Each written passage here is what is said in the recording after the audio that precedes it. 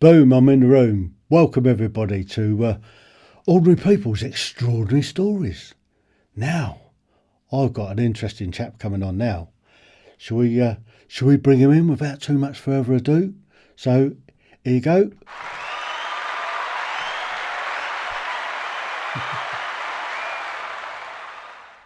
Welcome, Robert. Thank you so much for having me.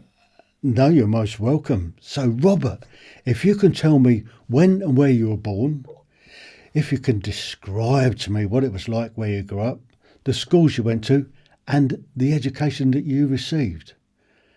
So the platform's yours. Thank you so much. I was born in a little city in Transylvania, Romania. Um, the city was like maybe 10,000 inhabitants, and I was raised for the majority of my early childhood in a town near the city that had maybe like 2,000 people. Um, I remember in winters we used to make fires. They probably still make fires to this day. They have wood and so on. Like every single year, we would have to go into the forest for wood. We would bring the wood to our house. We would have to chop it up. We would have to store it, and we would do that for a month before winter or something like that, and then we would start using the wood for winter. And you would always have to limit how much you would use every day, because otherwise you would like winter would still have a few weeks and you have no more wood. So it was a very interesting upbringing. I really enjoyed everything we were doing around there. We had uh, as I would say, a significant garden behind the house, um, that we would have to work twice a year to plant things in it, and then the rest of the year just make sure that we have good crops, and then pick everything and so on. We used to have a very large field behind the house, and I say very large, but I was like 5 and 6 years old, so for me it was very large. It was like a big part of my universe.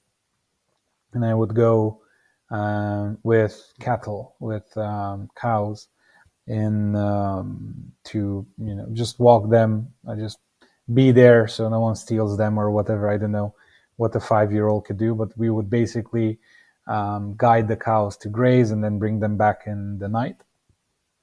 Um, and then we went at one point. I started going to kindergarten.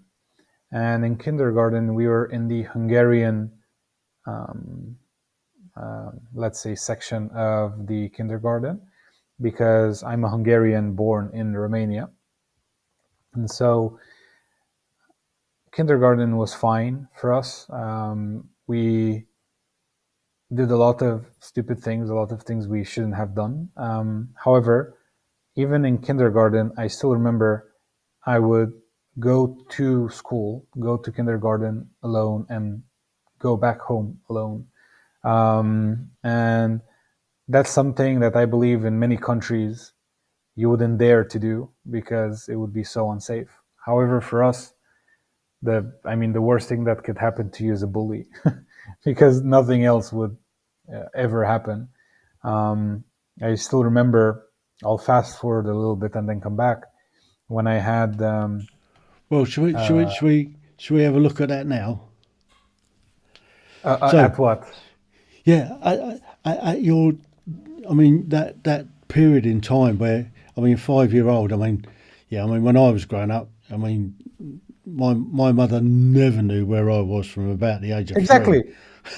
Exactly. Yes. Used to be Yes. roaming around and stuff like that. So you grew up Exactly. in effectively a rural area. So Yeah. how come a Hungarian managed to sort of live and grow up in Romania, in Transylvania? Did Well, did Dracula get it, hold of you and drag you over there? well, basically, before before Romania was Romania, it used to be Dacia. It was a country that was 2 to 3 times larger than Romania is right now. It used to have all of Bulgaria, half of Hungary, a part of Ukraine, all of Moldova, and, and so on and so forth. So was like a big circle on the map, 2 to 3 times larger. And then at one point, the Roman Empire came in conquest, and they sort of stopped at Romania, right? And so not long after that, it became Romania. And that's why we speak Latin. Romanians speak Latin because of the Roman Empire that came through here. Before that, it was Dak, which was the language of the Dacic tribes, right? And so they built cities, they built bridges, they built all of that good stuff, and then we just took that technology and started building Romania on top of that.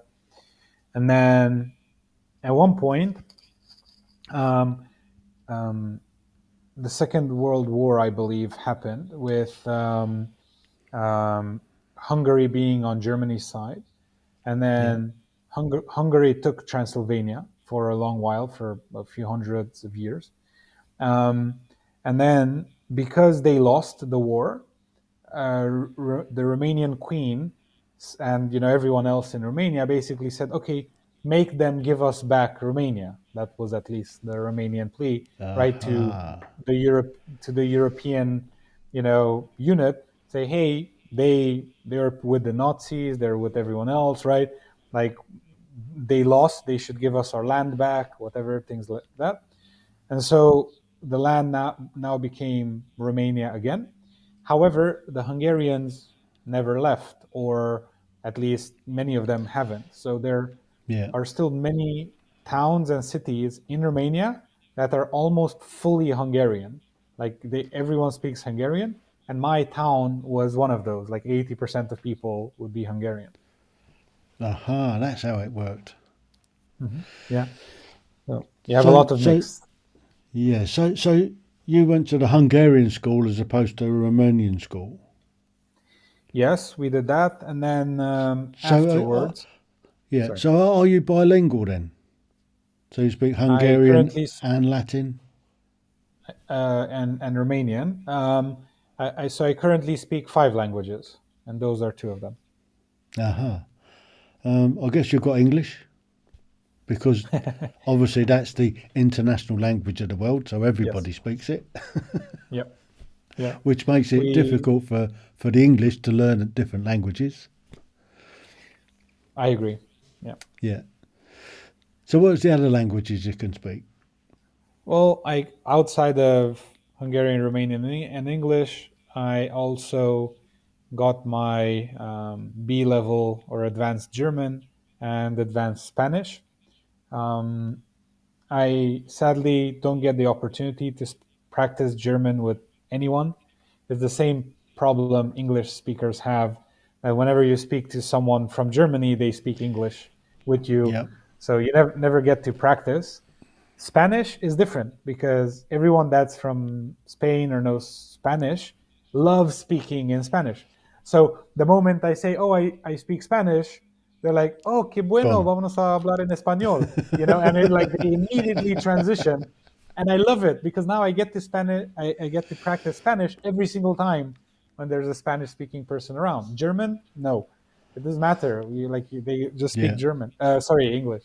English, yeah. Fantastic. So let's have a look at your schooling then. So kindergarten, you was wandering to Yeah, school and back by yourself. So it was close yeah. by. I consider it, yes. So it was maybe half a mile, not too much. Half a mile.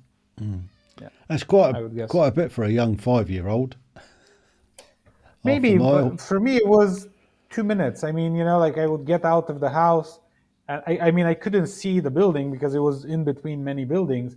But I would just walk there. It would be there, and then I would come home. And sometimes I wouldn't come home directly. Sometimes I would, wander off, do stuff. I still remember once I I wandered off like that. We went into a park and we started playing on some games in the park, and then some very old bullies came around and they started bullying us. They're like two or three of us. And then these bullies kept us there until like 11 p.m. or something. Like it was like in the evening. Like they kept us there for hours. I can't even remember how many things they did to us. But then, so I was obviously very upset because I was just bullied for hours, right? And so then I go home, I go in, and my grandmother, because I was being kept with my grandmother, both of my parents were working. So then my grandmother uh, finally, sees me coming in. She beats me with a stick, like with a like. She literally beats me because like, where were you? Like, how could you be gone somewhere? We were worried sick. And I was trying to explain that I was just bullied for the last few hours. Then she beats me with a stick. And then she's like, just wait until your mom shows up. And then mom eventually, like half an hour later, she shows up and then she gives me a good beating, for being so late. And I just got three beatings in one day. I couldn't believe I was so upset. It was like the first worst day of my life. Like I didn't know how old The I was. injustice of it Like all. it was so crazy. Like I could not believe it. And I tried to explain my grandmother and then my mom's like I wanted to come home. I couldn't come home. Like it was just the first lesson in life isn't always fair. Like that was the first big Yeah. lesson. To this day I remember, right? I was 5 years old or whatever, but even now it shocks me how I was beaten by some kids, then beaten by my grandmother, then beaten by my mom in the same day. And that was just one day. And then, I had to go to bed and then, hope it doesn't happen again. Yeah. So, So, yeah. so let's move on again.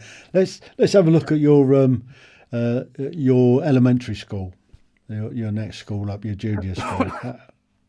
How was that?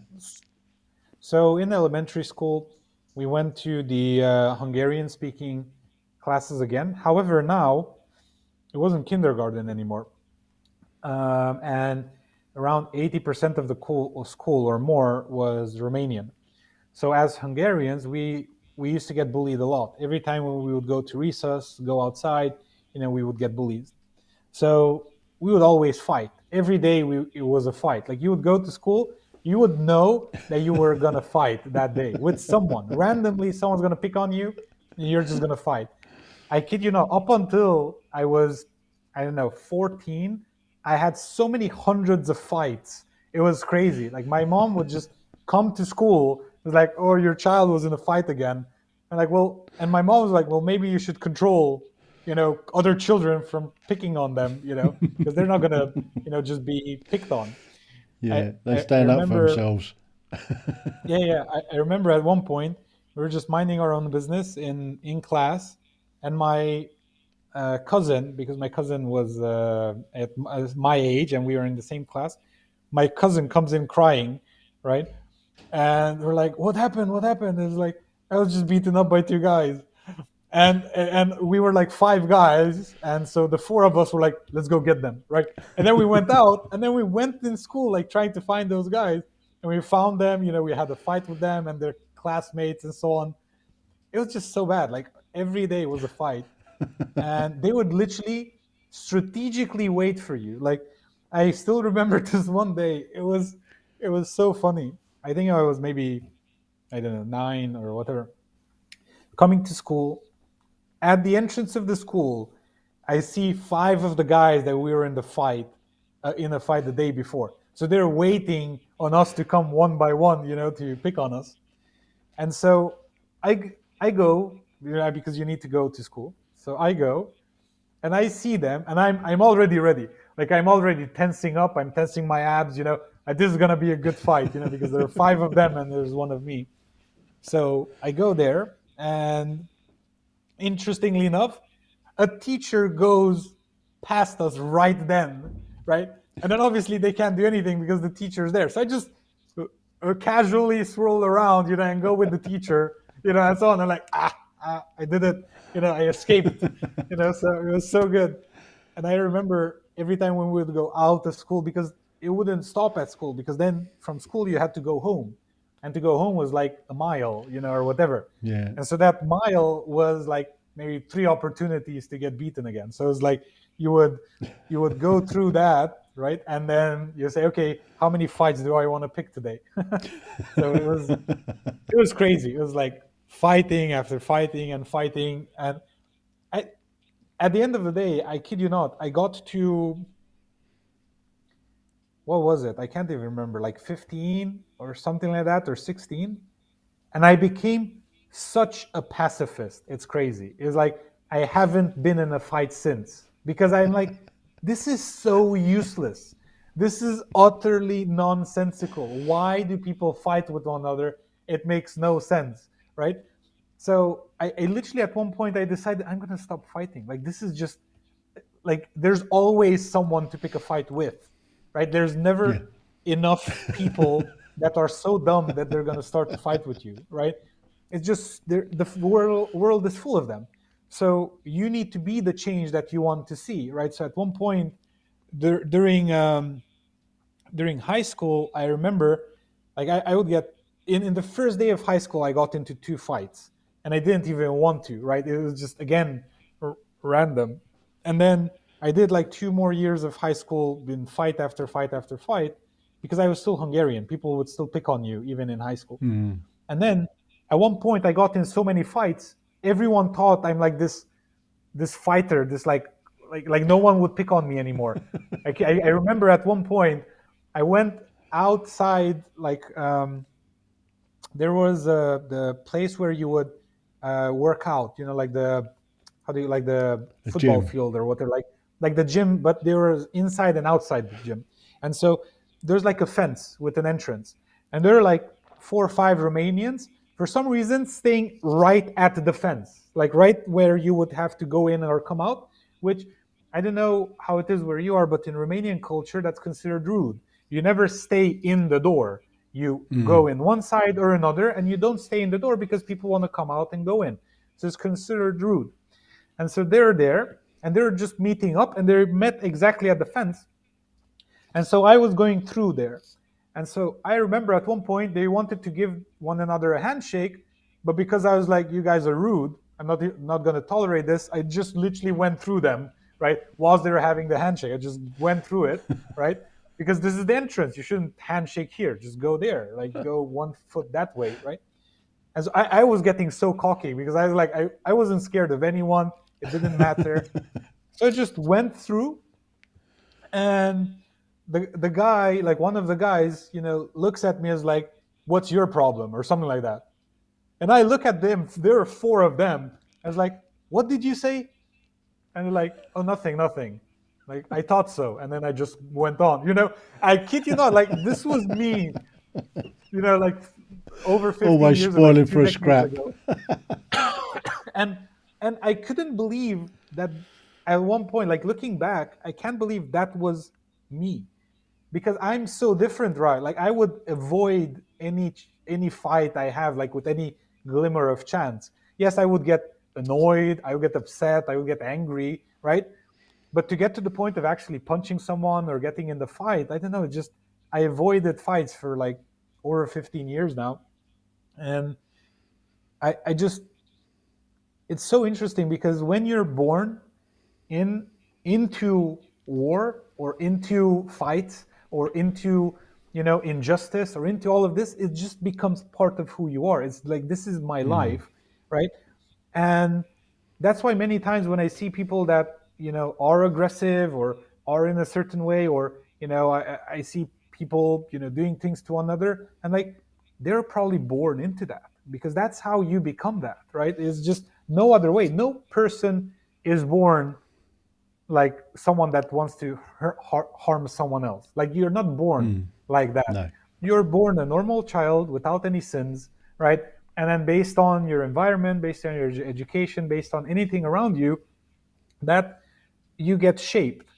And so I remember, I got in a ton of fights when I was, in school, and then when I went to high school, I was So, already. Sorry. Go ahead. so, so when you weren't fighting, Yes, did you actually learn anything at school? Did you actually a lot. manage to get into classes without having a punch up? So, um, normally fights were reserved for recess. Oh, I don't know how it is now. I don't think it's good now. However, when we were young, we used to respect our teachers a lot. Like you couldn't talk back to a teacher. Like the teacher would literally slap you. And so nowadays, it's like I go into class sometimes, like very rarely, but the amount of insubordination in children nowadays towards their teachers is, I can't believe it. I would not tolerate that. Like I would, I can't understand it. I can't understand how teachers are being forced to put up with that. It's just, we would never do that. We would yeah. never think of talking or doing what children do these days to teachers. That was pretty much the same when I was at school. Yeah. Certainly didn't look sideways at a teacher, uh, Yeah. not unless you Yeah. wanted a bit of a clump from it. Yeah. You Yeah. get the Yeah. cane. Exactly. I mean, the cane was I prevalent when I was a kid. I still remember at one point it was a math class. It was before high school, and in math, like we were a math intensive class, so we would do a lot of it.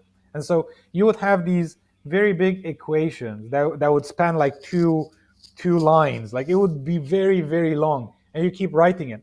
And so from one equation to the next, it would be the exact same thing, just a few numbers different. So what I did, I figured out I don't need to write all of this every single time, because that's such a waste of ink, waste of paper, waste of everything. So what I would do, I would write the equation, and then anything that would change, I would make clear the change, and I would just wait for people to finish on the blackboard. And at one point, the teacher saw me, not writing. Right, everyone else in class was writing, and I wasn't. I was just waiting for everyone else to catch up. I was already, three steps ahead of everyone. And so she looked at me and was like, Robert, did you write what's on the blackboard? I'm like, yes, of course. I'm ahead of the blackboard. I'm like, I don't believe you. Come here. And then I take my notebook and I show it to her. She sees what I did. I kid you not. She beat me with the notebook. Like she literally like, started slapping me with the notebook, and everyone was watching. And I'm like, what? What? Are you crazy? What are you doing? And literally is like, go back to your desk and write this down. Like, okay, okay. You're like, what's your problem? You know? And so that was like a real thing. Like you would literally do what the teacher tells you to do, right? Because otherwise you get it. And if you don't, parents would respect teachers more, because if if you would be unsubordinate to a teacher, the teacher had access to your parents, right, or through the council or Yeah. whatever, and would send a letter or would talk to your parents directly, and you would get such a beating at home is like crazy. Like no, no, no, no, you would not dare to do that again, right, at school. So I'm not saying that parents should start beating their children. Don't get me wrong. That's not, No. or that teachers should start doing it. What I am saying is that we've sort of shifted to the other side where we are a little bit too indulgent with children. Yeah. Because if a child says something they shouldn't, they should be disciplined immediately and say, like, what did you say? What? Excuse Yeah. me? Right? Like, you should really make it clear Yeah. that that is unacceptable. Like, that attitude, that word, or whatever, Totally agree with you there. Yeah. So let's move on then to your high school. So Sure. you Um, decided here about the age of 15 to stop having so many punch ups, stop fighting so much. yeah. How did that Um, work so that out? so that was before. So what happened is, first day of high school, I remember I was going to high school, and everyone was. It was the first day. Everyone's just going in, and so I was wanting to like go. Like everyone was coming out of the building, and I wanted to go in, and there were just very small cracks where you could like have opportunities to go in, because like 1,000 children would come out, and you want to go in, and so at one point I found the crack, and I sort of went in, and this guy, I remember, hit me or pushed me or something like that, and I wasn't taking it. Like by then I was like already like a no BS guy, and so I turned around, I punched the guy so hard, he literally falls down on the other side, right? He looks at me, he's like, what just happened? And everyone just stopped moving, right? And then I just went on because like I did what I had to do. So I just went to class. And so then I go to class, and then first recess starts. And there was this very tall guy that's used to being very um, how should I say, like very charismatic, because like he's the tallest guy. Like he was probably tall since he was a child. And so I remember we were there like multiple, like five of us guys or whatever, and the guy seemed like the coolest guy, like the whatever. Like he was like drawing attention. You know how high school works. Like that's just like Yeah. the dynamics of those personalities. And so we were there, and the guy insults me, but he insults me in a very um, big city-ish fashion, right? But I'm from a small city. In small cities, the level of respect is much higher. You would never think of insulting someone, not even a peer. Like we would never swear at one another. Like it wouldn't happen because, okay, yeah, we would get in a fight, but that's more a boy thing. Like yeah, we would get in Mm. fights, but I would never insult you, or your mother or your anything. Like it just wouldn't happen, right? And so the guy insulted me, and I'm like, well, wait. No, don't do that. Like don't insult me. What are you doing? Right? Like, hey, dude, I didn't mean it. That's just how I speak, whatever. Like he was trying to be cool about it. And like, I understand, I appreciate that's how you speak, but that's not how you speak to me. So please don't do that again. Right? And so he just continued. And by this time, I think in his world, this was habitual, right? Like he would just swear every other sentence or whatever. And so at one point in the conversation, like a few minutes after that, he swears at me again. I'm like, dude, I already told you don't swear at me. I kid you not. If you swear at me again, I'm gonna punch you. Like, oh, Mr. Sensitive, why are you so sensitive? And so on. I'm like, dude, like you mess with me all you want, but if you insult me again, I'm gonna punch you. Like, okay, fine. And so the conversation keeps going for a few more minutes. And then at one point, he swears at me again. But again, I swear I think it was unintentional. Maybe the third time it was slightly intentional just to, push me a little bit.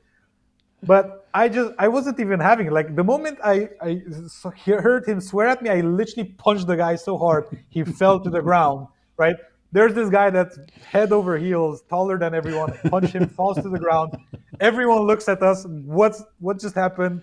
And no one messed with me ever since after that. Like literally, that was the first day of school, and that was like the end of it.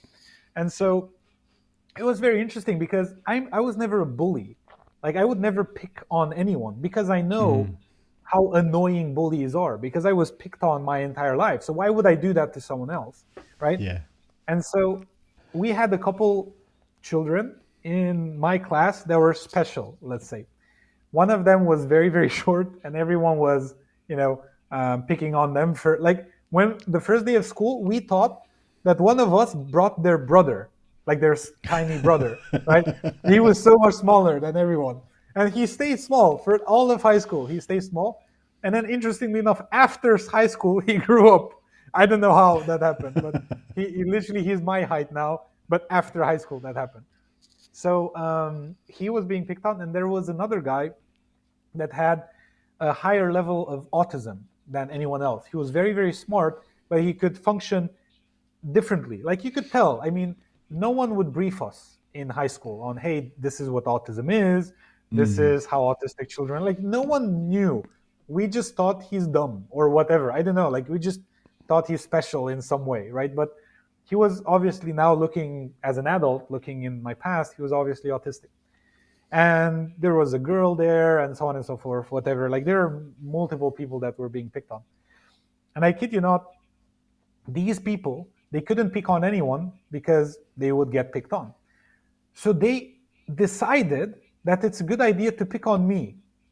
I kid you not. And everyone was laughing their butts off. Like, I still remember one of my best friends, he was crying because he knew I could beat this guy up so badly. And this guy is just making fun of me like crazy. I'm looking at him, and I'm watching at all of my friends laugh. And like, what is going on? Like, you're always being picked on, and now you choose to pick on me. And I still remember it because it was so strange. I'm like, do you really feel the need to pick on someone? Like why do you do that? And I do think it's like for them it's a show of Their of becoming part. insecurity. Yes, yes, Yeah. exactly. Like to be part of what's going on. They see everyone picking on everyone else, like making jokes and and so on and so forth. So the one person that, because then I became a pacifist, like that the one person that always defends them, they were picking on them, right? Because I was always defend everyone that was being picked on. And so it was so weird. And I still remember one of my friends to this day, because it was so he was crying, he was laughing so hard because this guy was really letting me have it. Like I was looking at him and I couldn't believe how he was picking on me, and everyone else was laughing like crazy. And I was like, is this really happening? I was in such shock at what is going on. And I was thinking to myself, should I punch him? Like, what should I do? Like, what's the normal thing to do right now? And I just didn't do anything. I just stayed there being picked on, right? And just let it go, right? And we just had a good laugh about it and so on. However, there was this one case where we were in high school. I think we were already like 17, and we went out to drinks. Obviously illegal, but we went out to drinks regardless. And we were drinking, and then we were coming towards home. And one of these guys, that again was always being picked on, he started picking on me. But the difference was that this time he was actually swearing. Like he was really annoying. And we were walking, and like for a mile, everyone's just laughing their butts off again, right? At how this guy was picking on me. And I kid you not, at one point I tell the guy, please stop. If you do not stop, I will hit you. I promise I will hit you if you don't stop. Right? And then for some reason he continues. He didn't believe me. And then I hit him a few times, right? I rough him up a little bit. And then he said, okay, okay, okay, okay, and whatever. And then we just walk. We just walk it off. It's just normal boy stuff. And we just walk. I swear I can't make this stuff up. Not like maybe 100 feet later, this guy said, because everyone was quiet, everyone was like giggling of what just happened. And the guy says, like, you're lucky I didn't fight back. And everyone just loses it. And they just went crazy. And even I was looking like, what are you talking about? He was so drunk. It was obvious. Like you're lucky I didn't fight back. It's like, what? It was. I still remember it because it was so shocking. It should be in a comedy movie or something. It was so good. Very nice. Oh, Very, very nice. brilliant. Yeah.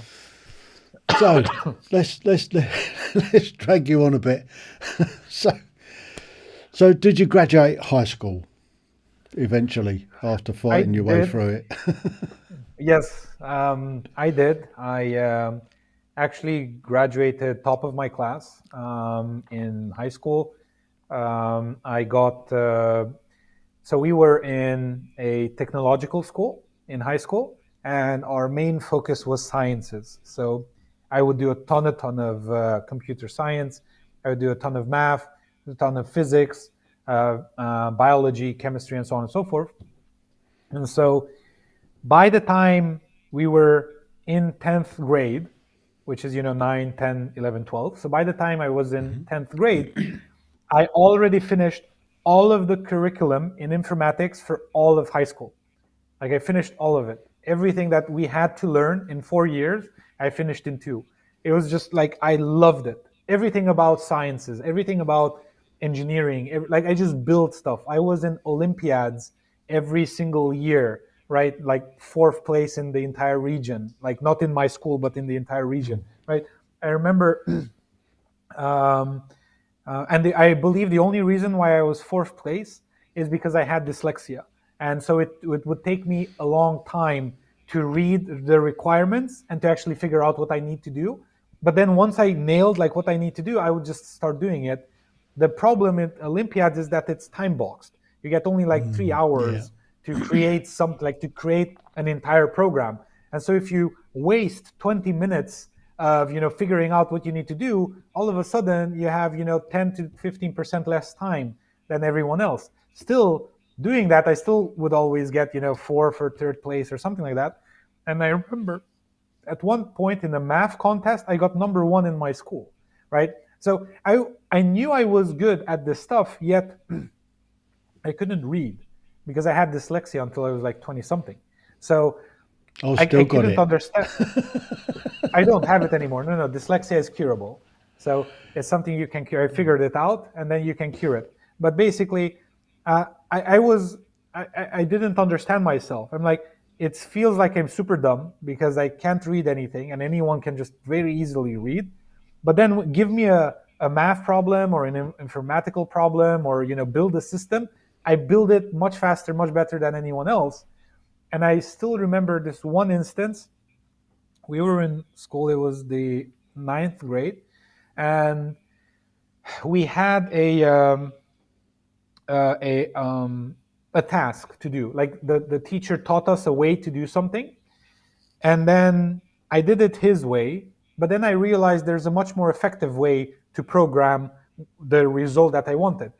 So I did it in a different way, and then it was much faster and much better. The number of loops was much smaller, which means that you use less processing power, which basically means that it's better code, right? Less lines, less RAM, less processing power. So I bring my teacher in. Like, look, I did it differently, and he reads, and he's like, "Why did you go? Like, why did you read the next chapters in our manual?" Because we're not there yet. And like, what other chapters in the manual? I don't even have a manual. What are you talking about?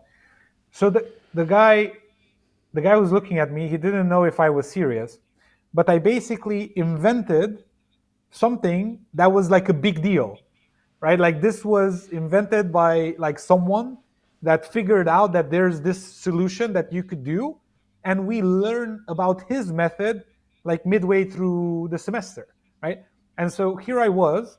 I literally just figured out that this is a better way to program this piece of software.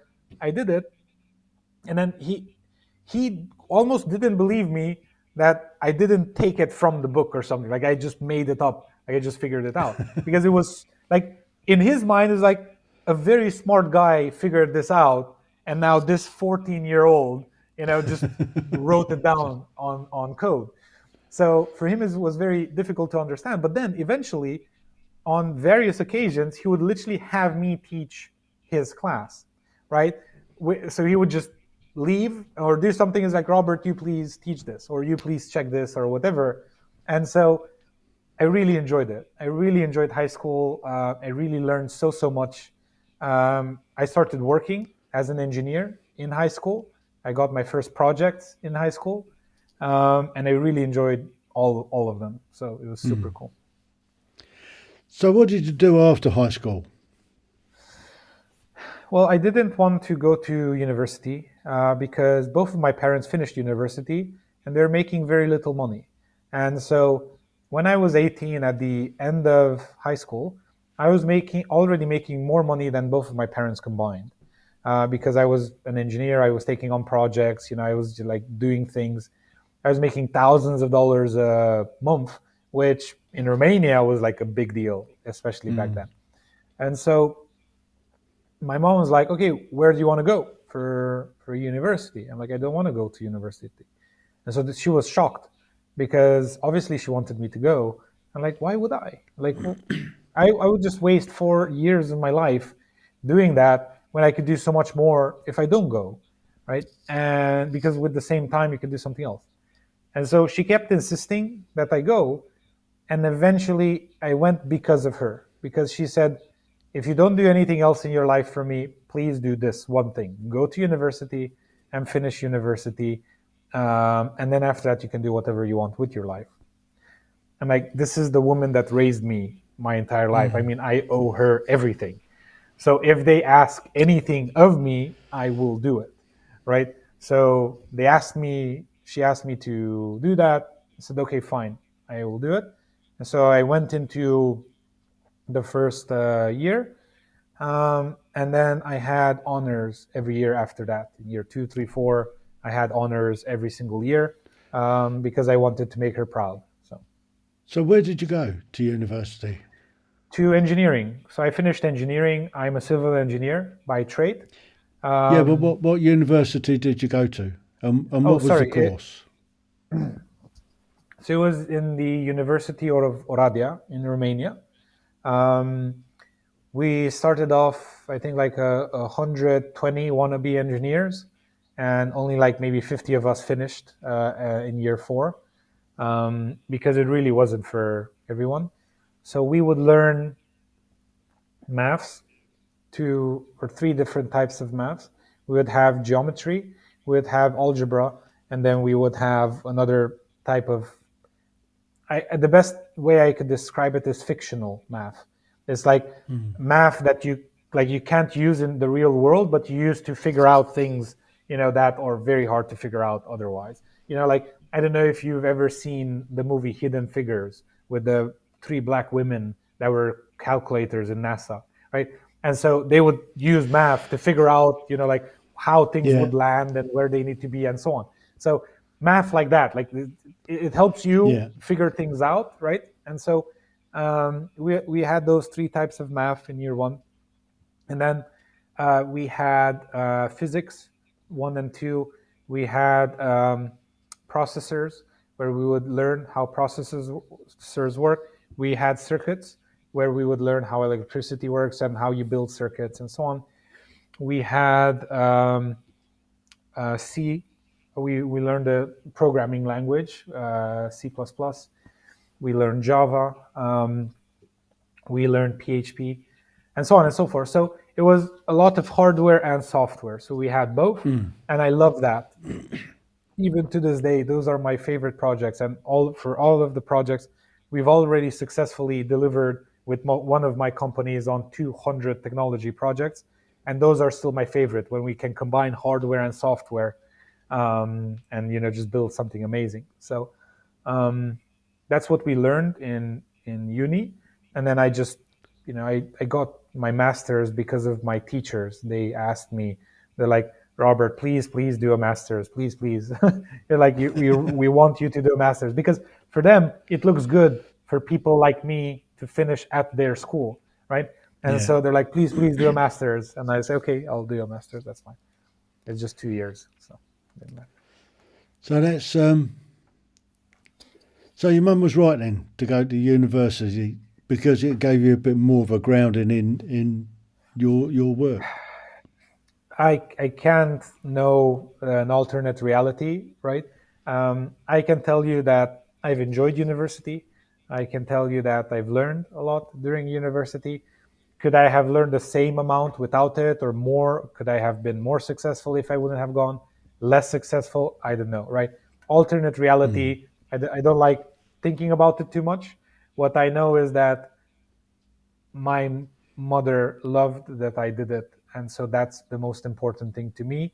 And so it doesn't matter how much value it added to my career. What matters is that she is happy, that I'm she proud has of you. raised a child, that she can be proud of, right? So that's the most important thing for me, at least. So, what did you do after you completed your masters then?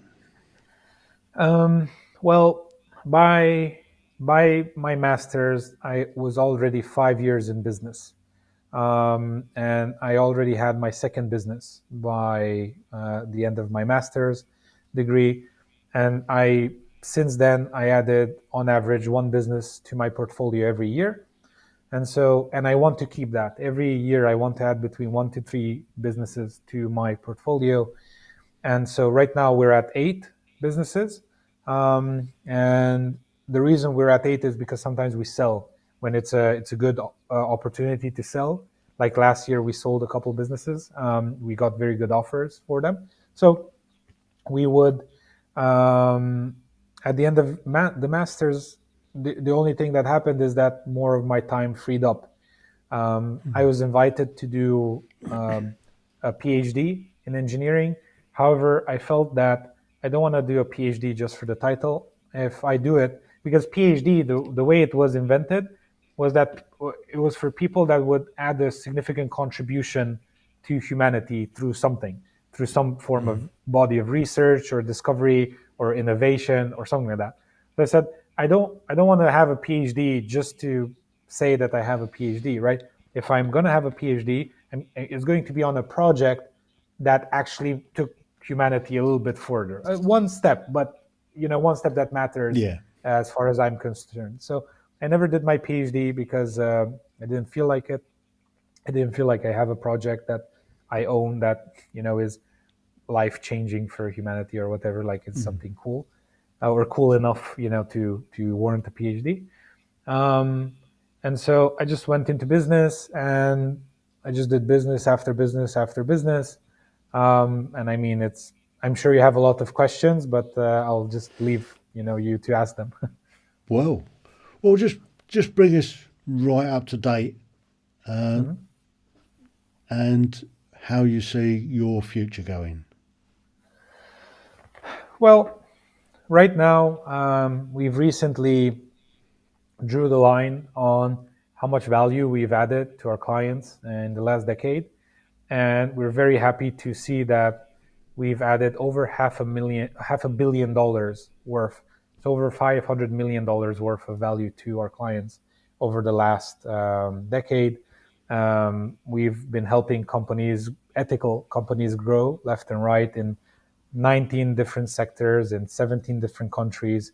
I'm very, very happy with everything that's going on. So, the way I see the future is a mix of two things. Number one is more of the same because everything I've built, I want to keep doing as long as it's feasible to do because obviously we're good at it. Like, why would I stop doing something that works? I have a saying like, don't step on the butterfly, right? So, Yeah. I have a few amazing butterflies that are adding value to people all over the world. Like we're taking companies from 300 grand a year to 4 million a year. We're literally making so many millionaires, right? With all of the help we're doing, or we're taking companies from 20 million to 50 million, right? And so on and so forth. So a lot of good things that we do, or at least I feel that we do. So we keep doing that over and over and over again. And something else I want to do is I want to build a couple entities that can have a massive impact in first the realm of business that I already started. It's called Olvanda. And so it's basically the ultimate real time business process management platform. So there is nothing like it exists. We've been working on it for over 2 years, invested over $500,000 into it. And so this piece of software basically helps you manage your business much better than any other piece of software out there. And then after that, I have one more step, which may or may not be the final step of my career. I don't know because I still have many decades to go. But Hmm. that's something like that's the next step that I'm thinking about, and that I've already crunched the numbers on it. I already have a business model. I already showed it to someone. They're like, Robert, I want to put money into this. So it's cool, and I already have like $300,000 of commitments of people, just like a couple people that I showed it to, and they're like, "Oh, I want to put money into this, and let's do it, and whatever." So I'm gonna share it with a few more friends, see how it goes, right? And if enough capital is raised, from these conversations, that I may start it. But basically, I've already proven my success in almost a dozen businesses generating seven figures yearly. So this Yeah. business can be the one that I take to over 100 million a year, right? So Wow. we'll see. So how would somebody get involved with you? How would somebody um, get your services? Well, anyone that wants to learn more about me can just Google my name, my full name, and they'll find me in the first three pages. I should be there. I do have a domain with my full name, robertinders.com. And if Yeah. anyone wants to reach me directly, they need to email me at robertinders.com and just mention the show, the podcast. And if they do that, I promise I will reply. Fantastic. Well, Robert, thank you so much for sharing your story. It's been amazing. From Well, thank you for the great questions. from a rough upbringing to almost being a multimillionaire. Amazing. Uh, I passed the Deca million 1 year ago. Wow. So So whereabouts do you live? So we used to live in the UK up until not long ago. However, UK, similar to the US, has a 45% tax in my income bracket, and Yeah. so I was like, I'm not going to give away half of all of the money I make. That's not fair, especially considering how poorly the country manages its services. Right, like Oh, my wife wanted you, to get a checkup. She you went to the don't need to tell hospital. me. Exactly. She went to the hospital. She got an appointment for 6 weeks after. 6 weeks after, right? It's And I'm crazy. like, this is what I'm paying hundreds of thousands of pounds for. This service, I can build a clinic with the amount of tax money I pay these guys, and then get immediate care, right? Yeah. So I said, no, no, no, that's not me. And so we started looking for financial havens in Europe, and there are a couple of them. Portugal is one of them, and then Romania is another one, which I didn't know. But income taxes in Romania, in certain scenarios, is 0%, and the highest you can get to as an entrepreneur is 10%, right? Which is a huge difference from the 45%. And so we just moved back here.